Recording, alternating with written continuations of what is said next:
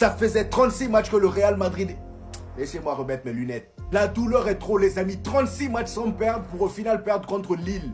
Est-ce que vous vous rendez compte un peu du manque de respect que le Real Madrid est en train de s'infliger à lui-même? J'ai même envie de dire félicitations à Lille parce que les gars, aujourd'hui on a vu toutes nos lacunes, même si on le savait déjà, mais aujourd'hui c'était clair et net. Le Real Madrid peut te gagner tous les matchs que tu veux, mais dès qu'il y a une défense bien alignée devant, on perd tous nos moyens. On l'a vu face à l'Atlético de Madrid. On l'a vu face à l'Atlético de Madrid. Heureusement que Militao a marqué ce but-là. Sinon, à part ça, vous-même, vous savez qu'on allait se faire fouetter. Aujourd'hui, Lille nous a montré une vraie leçon de football. Carlo Ancelotti qui débarque avec ses Galactiques 1.50 pensant que ça allait tout faire. Voilà, depuis le début les amis, Carlo Ancelotti il s'en sort avec un collectif blindé d'individualité. Et je sais pas comment on fait pour s'en sortir à chaque fois, mais on s'est toujours en sorti. Et aujourd'hui les amis, on voit que à un moment donné ça va bloquer. Et là les amis, au 37e match, ça a bloqué. À Lille, malgré qu'ils n'avaient pas un Kylian Mbappé dans leur équipe, malgré qu'ils n'avaient pas le futur ballon d'or dans leur équipe, juste avec le Zagramo ou leur ailier droit là, celui qui a la tête rasée là. Regardez la dinguerie que ce Zagrova nous a fait sur son côté. C'est Zagrova d'ailleurs, voilà, il s'appelle Zagrova. Regardez ce qu'il nous a fait. Ils sont venus disciplinés,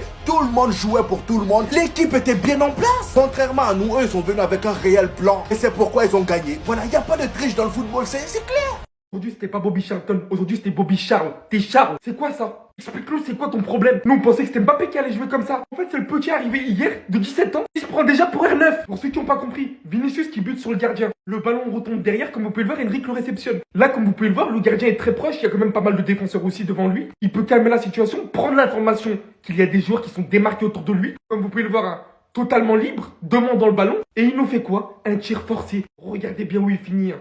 Et c'est ce qu'il nous fait littéralement à chaque fois qu'il a le ballon. On a trouvé que t'as du courage, on t'a dit que tu pouvais tirer. Et dans un tel match où on se fait littéralement malmener, t'as surtout défoncé les seules occasions qu'on s'est procurées. Collectivement, désastreux. Le football, ça marche pas comme ça. C'est pas un sport qui va uniquement dans ton sens. Les gens en général, ils ont des crabes dans les poches. T'as vu Monsieur Crabe dans Bob l'éponge? Le radin, la pince. C'est toi ça. Ça, c'est toi, ça. Tu veux distribuer aucun ballon. J'ai été énormément déçu, franchement. Premier match en tant que titulaire, joue collectivement. Fais bonne impression. Distribue tes coéquipiers. Dès que l'occasion se présente, une bonne occasion, tire. Mais là, non. Il a tout simplement pas encore la maturité pour commencer. C'est tout. Voilà, j'essaie de garder mon calme. Mais pourquoi, Carlo Ancelotti? Pourquoi? Pourquoi t'as fait ça? Pourquoi? Tu l'as pas mis titulaire. Ok, c'est un choix. Il n'y a pas de souci. Peut-être que tu préfères Hendrik parce qu'il va prendre un peu de temps de jeu. Il y a beaucoup de matchs en vrai dans la saison. Mais pourquoi tu l'as pas fait rentrer? Pourquoi tu l'as pas fait rentrer? Tu sais très bien que c'est quand même un joueur important du Real Madrid. Même si par moment il est irrégulier. Par moment il peut être absent pendant les matchs. Mais tu sais très bien qu'il a un statut. Là je suis obligé de donner raison au redress sexuel. Parce que là c'est dans l'abus. Tu l'as fait jouer 0 minutes sur un match capital. Capital. À un moment on était en difficulté. Fallait faire sortir Vinicius, il était nul. Vinicius était nul. Oui, fallait faire sortir Vinicius et faire rentrer Rodrigo. Je le dis. Purée, mais c'est un truc de ouf. C'est ce que j'attendais depuis le début.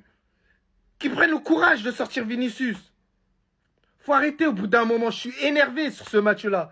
Il n'y a plus rien à dire. Si tu joues pas, tu gagnes pas, Carlo Ancelotti. Le football, c'est ainsi. Vous ne méritez rien. J'ai beau être supporter madrilène, bravo au LOSC pour cette victoire. Catastrophique. Tu te prends déjà pour R9. À chaque fois que tu vois un ballon, faut shooter obligatoirement. Il manque clairement de maturité dans le jeu. Par certains moments, ses coéquipiers étaient littéralement esselés. Il a pas voulu se montrer collectif. On a dit que t'as du courage, que tu devais tenter. Mais là, t'as juste foiré les seules occasions que le Real Madrid s'est procurées. On parle d'Henrik, autant parlons de Vinicius. Gagner un ballon d'or, c'est bien. En être digne, c'est mieux. Depuis ce début de saison, tu n'es absolument pas constant, pas régulier. Tu t'es littéralement fait pocket par Lille. Le seul joueur que j'ai trouvé respectable dans cette équipe a été Camavinga pour son retour. La seule erreur a été qu'il a malheureusement provoqué ce penalty. Un joueur revenu de blessure, c'est littéralement plus battu que tous les joueurs dans cette équipe. Tu vois ce que ça fait quand des piliers offensifs n'arrivent pas à exploiter leur talent individuel? Ça fait ça. Quand je vous disais qu'avec l'équipe de la saison dernière, j'acceptais de gagner dans toutes circonstances. Qu'on soit nul, qu'on marque un but à la fin, il n'y a pas de problème. Depuis qu'on a cette équipe, je n'arrive plus. Et ça montre d'ailleurs très bien ses limites depuis ce début de saison. Aucune animation,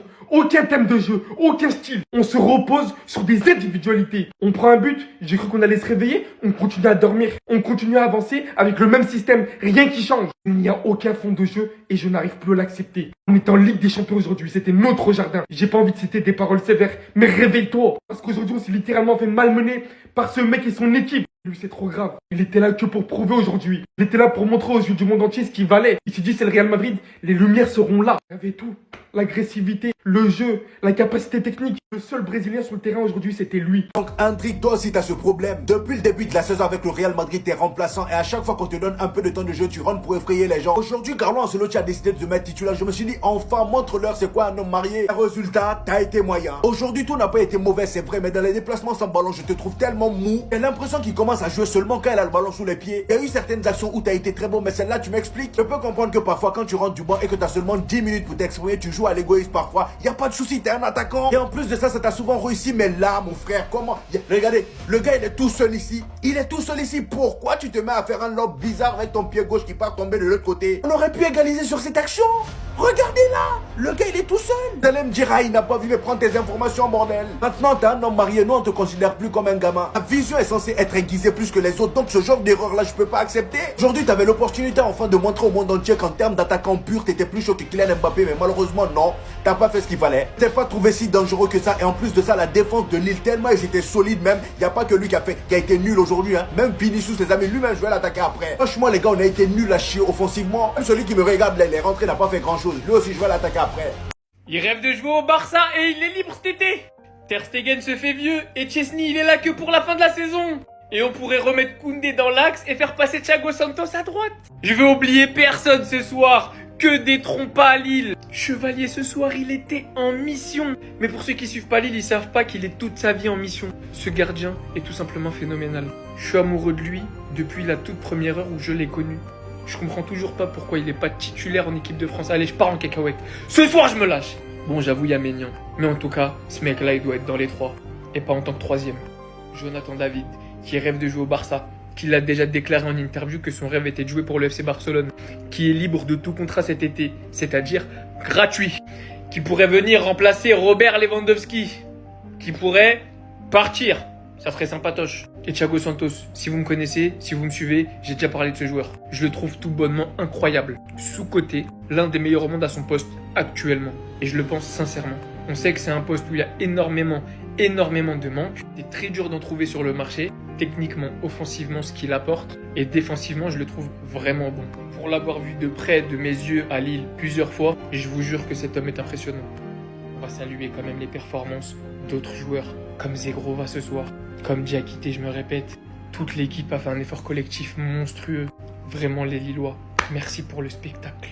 Mais quelle honte! C'était devant nous depuis le début. Avant la rencontre de ce soir, l'équipe jeune de Lille avait aussi goumé l'équipe jeune du Real Madrid 2-1. Donc même la Castilla s'est fait chicoter par Lille. Donc avant la rencontre de ce soir, l'équipe jeune de Lille avait aussi goumé 2-1 l'équipe jeune du Real Madrid, la Fabrica. Et puis vous osez vous appeler la Fabrica, vous fabriquez quoi même? Depuis que je connais la Fabrica les amis, il n'y a pas plus de 5 joueurs qui ont pété là-bas. Changez-moi ce nom-là vite fait parce que là c'est une honte. Là vous êtes en train de me dire que Lille s'est occupé des adultes comme des petits. Là les petits ils avaient confiance en nous, ils se sont dit bon ils nous ont battus mais au moins nos grands frères vont s'occuper de leurs grands frères. Et sauf que non, on est allé nous, on s'est fait goumer. Qu'est-ce qu'on va leur dire? Lille aujourd'hui défensivement ils ont juste été monstrueux. Dans le match ça se voyait qu'ils étaient beaucoup plus motivés que le Real Madrid. Du gardien jusqu'à l'attaquant. Malheureusement pour nous le Real Madrid, Camavinga qui on attendait avec impatience. Le gars aujourd'hui il sort un gros match. Mais regardez la main qu'il fait lui aussi. Camavinga et Jude Bellingham aujourd'hui ça a été une top performance. Vous savez qu'un milieu seul ne peut pas faire gagner une équipe. En attaque c'était le néant. Vinicius aujourd'hui il a vu flou. Je sais pas qui l'attrapait, je connais pas le nom de celui qui l'attrapait. Mais franchement il a fait son boulot à la perfection. Même défensivement on n'a pas été au niveau. En fait là Lille ils ont été supérieurs à nous. Défensivement comme offensivement. Militao et Rudiger je sais pas ce qu'ils avaient aujourd'hui. Mandy j'en parle même pas. C'est d'ailleurs pourquoi on l'a sorti. T'as que Carvajal qui sortait un gros match pour moi aujourd'hui. Effrayant. Je pense vraiment que ça va être beaucoup plus compliqué que prévu. La deuxième journée de la Ligue des Champions vient de s'écouler. On peut tout de suite jeter un coup d'œil au classement. En première position, finaliste de la dernière Ligue des Champions, Dortmund qui assume son statut. Suivi de l'incroyable club français, Brest. Et là, regardez bien l'enchaînement. Benfica, Leverkusen, Liverpool, Aston Villa, Juventus. Pas un seul club prétendant de base au titre de Ligue des Champions. Jusqu'à ce qu'on retrouve City, Inter. Et là encore, on a un enchaînement avant de retrouver cette partie du classement. Arsenal, Monaco, Bayern, Barça, Real Madrid, PSG, qui ont tous littéralement rencontré des difficultés. Ils viennent de perdre.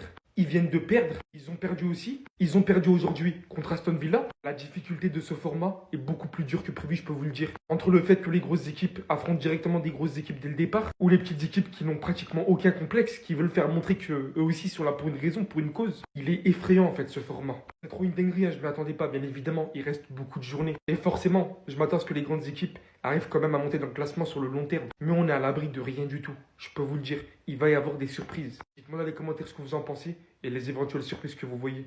Voilà. Vous voulez savoir la réalité dans ce match-là? Pourquoi on a perdu? Parce qu'on est nuls! On est nuls! Ce match-là, on n'a rien proposé. On était nuls, mais d'une manière. Techniquement, tactiquement, même au niveau des choix, on était nuls. C'est un truc de ouf. Première mi-temps, on se fait dominer. On se fait piétiner dessus. On se fait pisser dessus. Ouais, c'est une dinguerie. Le grand Real Madrid face à Lille. Lille. C'est un truc de ouf. Depuis le début de la saison, on souffre. C'est difficile. On est asphyxié. Tout le temps, on doit galérer pour gagner un match. Mais là, on va même pas gagner. Mais c'est bien fait pour nous. On mérite pas. Lille, il mérite plus que nous. Respect à Lille. Respect à son milieu de terrain. Respect à sa défense. Respect même à son attaque. On est nuls, tout simplement, dans ce match-là. On mérite rien du tout. Voilà, va falloir se réveiller. Voilà, les joueurs là, on a été endormis. On a manqué d'envie. On les a pris de haut. Voilà, on était arrogants face à eux. Voilà, série d'invincibilité, niet, fini. On redescend sur terre. Voilà, il va falloir travailler. C'est bien fait.